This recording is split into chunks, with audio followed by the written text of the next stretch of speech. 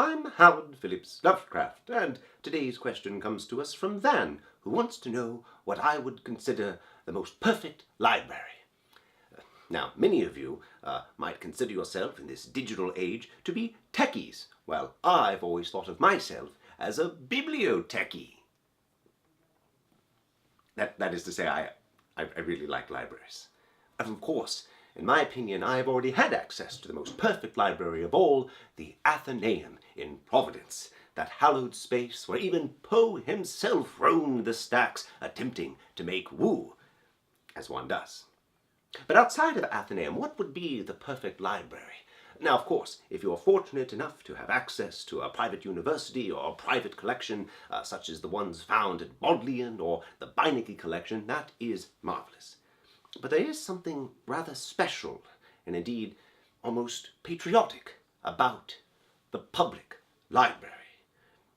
How a society crafts its public libraries tells you a great deal about itself and what it values, and whether or not it's willing to invest in both the past, present, and future that is all found in libraries. Libraries are temples to thoughts and ideas, and more importantly, to the access of those thoughts.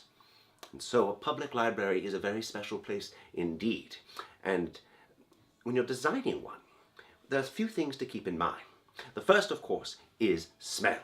Smell is paramount to a library, and you neglect it at your own peril.